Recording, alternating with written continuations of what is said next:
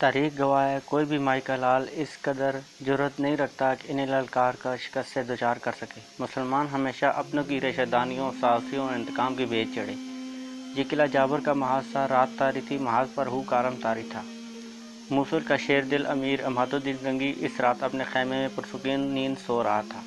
اسے اپنی نیند سلا دیا گیا۔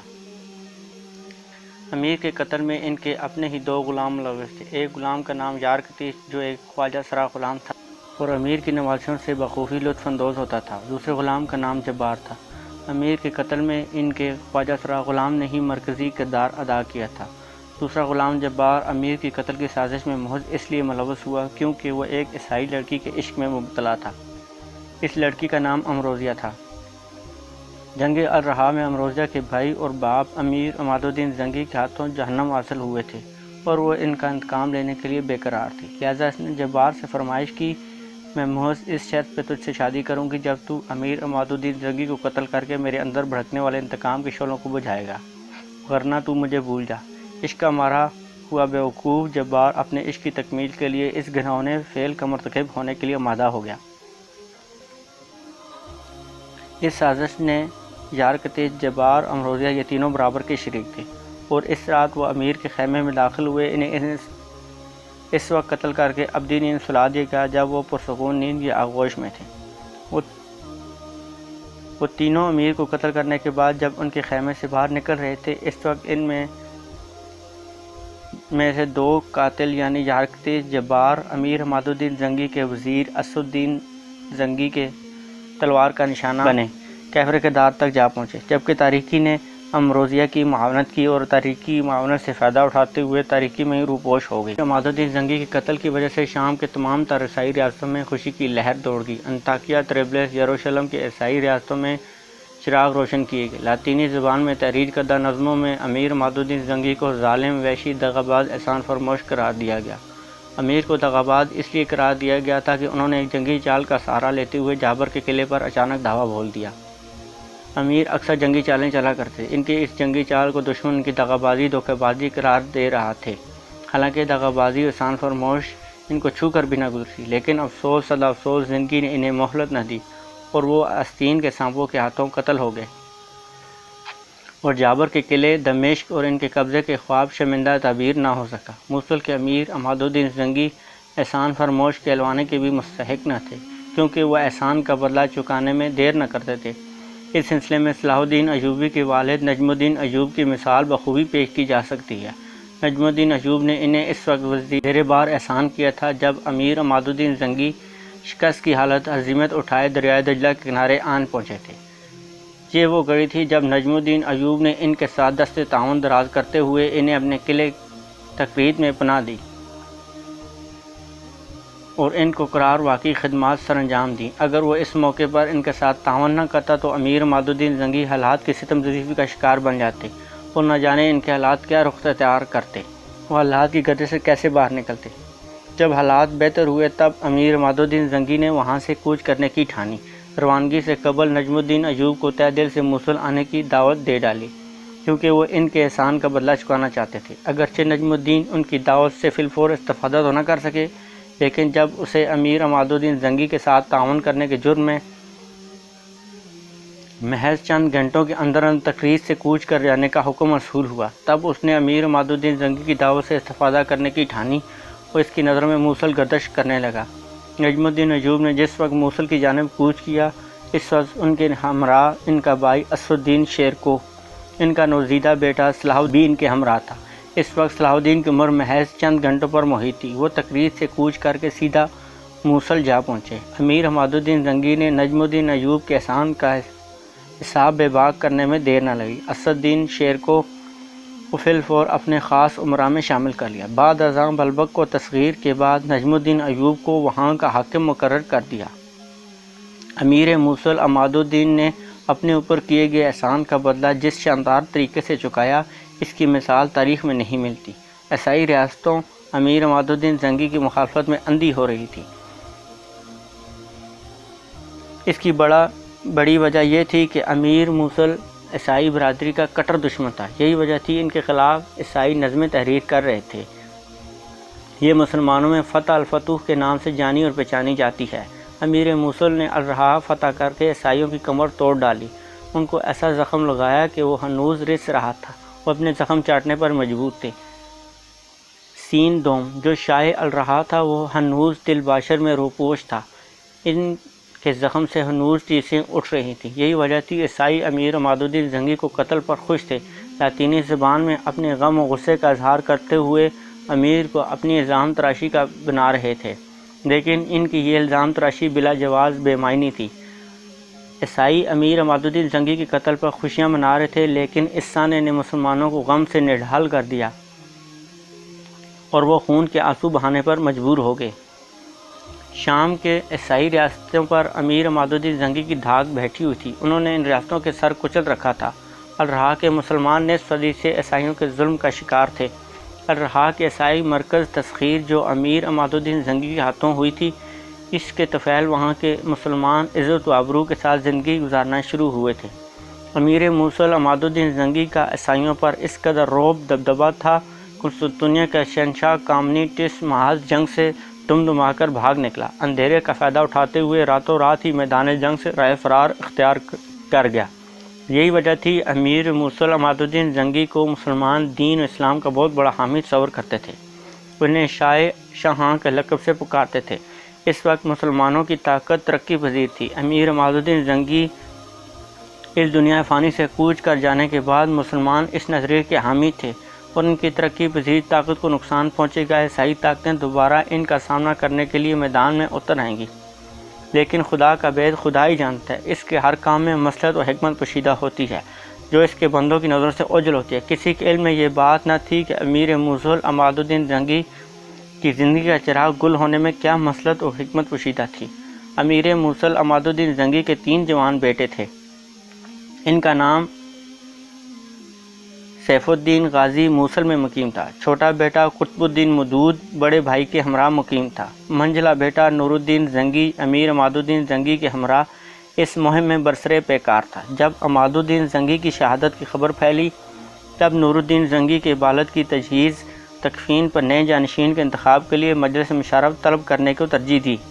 یہ مجلس مشاورت اس قدر طویل ہوئی، عماد الدین زنگی کی تجہیز و تکفین کا کسی کو بھی ہوش نہ رہا۔ امیر کے ورثاء کے بجائے رقہ سے آنے والے ایک تجارتی قافلے کو امیر موصل کی تجہیز و تکفین کا شرف حاصل ہوا۔ امیر موصل عماد الدین زنگی ہی اسد الدین شیرکو کا سب کچھ تھا، اس نے امیر موصل کا محض چہرہ ہی دیکھا تھا۔ امیر موصل کا جسم خون سے تر بتر تھا، جسے دیکھ کر شیرکو پر سکتہ طاری ہو گیا، وہ اپنے حواس کھو بیٹھا۔ اگرچہ ہر ذی روح نے موت کا ذائقہ چکھنا ہے، لیکن شیرکو یہ سوچ بھی نہ سکتا تھا کہ میدان جنگ کہ اس جوان مرد کو اس قدر بے دردی کے ساتھ قتل کیا جائے گا، اس کی موت پر کسی کو آنسو بہانے کی توفیق نہ ہوگی۔ شیرکو کے علم میں یہ بات آ چکی تھی۔ شہزادہ نور الدین زنگی کے خیمے میں مجلس مشاورت روبہ عمل تھی جو نئے امیر کے انتخاب کے لیے منعقد کی گئی تھی، وہ بھی سکتے کے عالم میں شہزادہ نور الدین زنگی کے خیمے کی جانب روانہ ہو گیا۔ اگرچہ شیرکو ایک بہادر اور جری جوان تھا، لیکن وہ ذہانت کے حوالے سے اپنے بڑے بھائی نجم الدین ایوب کے ہم پلہ نہ تھا، لیکن فی الوقت وہ نجم الدین سے مشورہ کرنے سے قاصر تھا، کیونکہ وہ اس سے میلوں دور بلبک کے گورنر کے عہدے پر براجمان تھا۔ یہی وجہ تھی شیرکو گردن چکائے شہزادہ نور الدین زنگی کے خیمے میں داخل ہوا۔ شہزادے کے خیمے میں چھوٹے بڑے ایسے سردار موجود تھے جو لشکر کے ہمراہ جابر آئے تھے۔ اگر اصولی طور پر دیکھا جائے تو امیر عماد الدین زنگی کا سب سے بڑا بیٹا سیف الدین غازی جانشینی کا سب سے بڑا حقدار تھا، لیکن وہ اس وقت موقع پر موجود نہ تھا، بلکہ دار السلطنت موصل میں مقیم تھا۔ مزید ستم یہ ہوا مجلس مشاورت میں اس کا کوئی بہی خواہ امیر موجود نہ تھا، اس کی حمایت کرتا، صاف صاف باور کرواتا کہ شہزادہ سیف الدین بڑا بھائی ولی عہد سلطنت ہے، اس لیے کسی بھی قسم کی مشاورت کی کوئی ضرورت نہیں۔ لیکن اس مجلس میں یہ باور کروانے کے لیے کوئی اور موجود نہ تھا۔ قلعہ جابر میں موجود لشکر کے تمام سردار نور الدین زنگی کے حمایتی تھی، جو کہ عماد الدین زنگی کا منجلا بیٹا تھا، لہذا طاقت کا توازن شہزادہ نور الدین زنگی کے حق میں تھا۔ لہذا تمام سرداروں کو متفقہ رائے سے نور الدین زنگی کو امیر موصل تسلیم کر لیا گیا۔ اب محض روایتی کارروائی باقی تھی جس کے تحت شہزادہ منظوری لینی تھی۔ بھلا شہزادے کو کیا انکار ہو سکتا تھا؟ وہ سوچ بھی نہ سکتا تھا۔ مسند اقتدار خود چل کر اس کے پاس آئے گی۔ حالات ہی کچھ ایسے تھے، سب امیر اس کی حمایت پر کمر بستہ تھے، لیکن ابھی شہزادے کی منظوری کے لیے محض انتظار ہی تھا۔ اس دوران اسد الدین شیرکو خیمے میں داخل ہوا۔ شیرکو اس وقت 2 قاتلوں کو جہنم واصل کر کے آیا تھا۔ اس وقت بھی ان کے ہاتھ میں خون آلودہ تلوار موجود تھی۔ اس حالت میں دیکھ کر مجلس کا ہر رکن حیران و پریشان ہو کر چونک اٹھا۔ اسے دیکھ کر شہزادہ نور الدین زنگی کے اوسان اس قدر خطا ہوئے، اس نے کھڑے ہو کر اس کا استقبال کیا، بلکہ باقی لوگ بھی اس کی تکلیف میں اٹھ کھڑے ہوئے۔ شہزادہ نور الدین زنگی نے شیرکو کو ہاتھ تھامتے ہوئے کہا، ادھر بیٹھو شیرکو، اور اسے اپنے برابر بٹھا لیا۔ شیرکو نے آنسو سے لبریز آنکھوں سے شہزادے کی جانب دیکھا اور کہا، شہزادہ نور الدین زنگی کی آنکھوں میں بھی آنسوں سے لبریز ہوگی۔ اس سے بھرائی ہوئی آواز میں کہا، صبر کرو شیرکو، صبر کے سوا کوئی چارہ نہیں۔ شیرکو نے بھرائی ہوئی آواز میں کہا، کاش میں چند لمحے قبل پہنچ گیا ہوتا۔ اس نے مزید کہا، میں نے 2 قاتلوں کو تو جہنم واصل کر دیا ہے، لیکن تیسرا فرار ہونے میں کامیاب ہو گیا ہے۔ حاضرین مجلس حیرت میں مبتلا ہو گئے۔ ماں بعد ندامت اپنے سر جھکائے۔ شہزادے نے تعجب کا اظہار کرتے ہوئے کہا، بہت خوب، 2 قاتل جہنم واصل ہو گئے۔ شیرکو نے جواب دیا، یہی صورتحال ہے شہزادہ حضور۔ شیرکو نے حیرانی کا مظاہرہ کرتے ہوئے کہا، بڑی حیرانی کی بات ہے، امیر کے خیمے کی حفاظت پر ایک بھی محافظ تعینات نہ تھا۔ شہزادے نے شیرکو کی بات سے اتفاق کرتے ہوئے کہا، واقعی یہ حیرانی والی بات ہے۔ شہزادے نے مزید کہا، قاتلوں کو گرفتار کر کے فی الفور پیش کیا جائے۔ شہزادے کا یہ حکم سن کر حاضرین مجلس حیران رہ گئے۔ اس کی حیرانی دیدنی تھی، شہزادہ کن قاتلوں کو پیش کرنے کا حکم جاری کر رہا ہے۔ حاضرین مجلس کو محسوس ہو رہا تھا شہزادہ اس وقت مکمل طور پر اپنے حواس میں نہ تھا، پھر اس سے غلطی سے یہ حکم صادر کر دیا تھا۔ اس غلطی کی نشاندہی کرتے ہی اعزاز سب سے پہلے لشکر کے قاضی کو حاصل ہوا۔ اس نے شہزادے کو مخاطب کرتے ہوئے کہا، شہزادہ حضور، سردار شیرکو نے ابھی بیان کیا ہے 2 قاتل اس کے ہاتھوں جہنم واصل ہو چکے ہیں، جبکہ تیسرا رائے فرار اختیار کر چکا ہے۔ شہزادے کے اس لایعنی حکم نے شیرکو کو بھی حیران کر دیا تھا، لیکن اسے یہ اندازہ لگانے میں دیر نہ لگی۔ شہزادے کا حکم معاوضوں کی گرفتاری کے حوالے سے تھا، غلطی سے اس کے منہ سے قاتلوں کی گرفتاری نکل گیا تھا، لہذا شہزادے کی اس غلطی کو چھپانے کے لیے شیرکو نے وضاحت پیش کرتے ہوئے کہا، شہزادہ حضور کے ذہن پر امیر کی شہادت کا اس قدر غم طاری ہے، وہ اپنے حواس میں نہیں رہے۔ حقیقت میں شہزادہ یہ حکم جاری کرنا چاہتے تھے، امیر کے خیمے کی حفاظت کے ذمہ دار محافظوں کو گرفتار کر کے ان کے روبرو پیش کیا جائے، لیکن غم کی شدت کی وجہ سے اپنے حواسماں نہ ہونے کی بنا پر ان کے منہ سے محافظوں کے بجائے قاتلوں کی گرفتاری نکل گیا۔ شہزادہ اب بھی اپنی اس غلطی کی بنا پر تذہیب کا شکار تھا۔ وہ اپنی غلطی پر پردہ ڈالنے کی جستجو کر رہا تھا اور مناسب وضاحت پیش کرنے کا سوچ رہا تھا۔ شیرکو نے شہزادے کی مشکل آسان کر دی۔ شہزادے نے کہا، ٹھیک ہے، میرا بھی یہی مقصد تھا۔ لشکر کے قاضی نے لب کشائی کرتے ہوئے کہا، معاوضت تو بعد میں بھی گرفتار کیے جا سکتے ہیں، لیکن فی الوقت نئے امیر کو منتخب کرنا ضروری ہے، اور اس انتخاب سے قبل ہمیں کوئی اور مسئلہ زیر بحث نہیں لانا چاہیے۔ شیرکو نے شہزادہ نور الدین زنگی کے چہرے پر رقم یہ تحریر بخوبی پڑھ لی۔ شہزادہ بھی نئے امیر کے انتخاب میں دلچسپی لے رہا ہے، لہذا شیرکو نے مسلط کے تقاضے کو سنبھلتے ہوئے کہا، لشکر کے قاضی کی دور اندیشی بصیرت قابل قدر ہے، اور میں بھی ان کو دور اندیشی بصیرت کا تہ دل سے قائل ہوں۔ در حقیقت شیرکو کو یہ محسوس کرنے میں دیر نہ لگی، تمام سردار امراء نور الدین زنگی کی حمایتی تھے اور اسے اپنا امیر منتخب کرنے کا فیصلہ کر چکے تھے، لہذا اس نے مخالفت پر مسلط کو ترجیح دی۔ لشکر کے قاضی کی بات کو جائز قرار دیتے ہوئے اسے اپنا ہمدرد اور معاون بنا لیا۔ قاضی نے بھی شیرکو پر ایسی نظر ڈالی جو ستائشی ہونے کے ساتھ ساتھ تشکر امیز بھی تھی۔ اس کے بعد قاضی نے لب کشائی کرتے ہوئے کہا، میں موصل کے نئے امیر کے طور پر شہزادہ نور الدین زنگی کا نام تجویز کرتا ہوں۔ جواب میں ایک امیر نے لشکر کے قاضی کی تجویز کو تائید کر دی۔ ایک دوسرے امیر نے صدائے احتجاج بلند کرتے ہوئے کہا، اگرچہ شہزادہ نور الدین زنگی سب کی پسندیدہ شخصیت ہیں اور میرا بس چلتا تو میں انہیں فی الفور موصل کے تخت پر بٹھا دیتا، لیکن ہمیں اپنے معیار کے لیے کوئی قاعدہ، قانون، ضوابط بھی مقرر کرنے چاہیے، جن پر پورا اترنے کے بعد شہزادے کو متفقہ طور پر اپنے امیر تسلیم کر لیا جائے، جو کہ لشکر قاضی پہلے ہی شہزادہ نور الدین زنگی کو امیر منتخب کروانے کے حق میں تھا، لہذا اسے یہ تجویز ایک آنکھ نہ بھائی۔ اس نے کہا، ہمارا شہزادہ ہر معیار پر پورا اترنے کا اہل ہے، اگر کسی کو اعتراض ہو تو وہ جانچ پرکھ کر سکتا ہے۔ ویسے بھی امیر کے انتخاب کے لیے اس کی بہادری شجاعت ہی اولین شرط ہوتی ہے۔ شیرکو کو یہ شرف حاصل تھا، اکثر موقع پر اس کی بات کو حرف آخر سمجھا جاتا تھا۔ اس نے دخل اندازی کرتے ہوئے کہا، لشکر کے قاضی کا بیان درست ہے، اقتدار کی مسند پر براجمان ہونے والے کے لیے بہادری اور شجاعت اولین شرط ہے، لیکن اس کے ساتھ ساتھ یہ بھی ذہن میں رہے، اگر ہم نے کسی ایسی ہستی کو اپنا امیر بنا لیا جو امارات کے حقیقی معنوں میں اہل نہ تھی، تب آنے والی نسلیں ہمیں کبھی معاف نہیں کریں گی۔ اس لیے امیر نے جو تجویز سامنے رکھی ہے اسے بھی زیر غور لانا ضروری ہے۔ شیرکو نے دانشمندی کا مظاہرہ کیا تھا، اس نے فراست سے کام لیتے ہوئے قاضی کی مخالفت بھی مول نہ لی تھی اور معیار کی بات کرنے والے امیر کی تجویز کا بھی خیر مقدم کیا تھا۔ اب لشکر کا قاضی نارمل دکھائی دے رہا تھا۔ اس نے ملامت بھرے لہجے میں کہا، مجھے سردار شیرکو کی تجویز پسند آئی اور میری ان سے گزارش ہے وہ شہزادوں کی جانچ اور پرکھ معیار شجاعت بہادری کے حوالے سے کریں، دربار خاص میں اپنی رپورٹ پیش کریں۔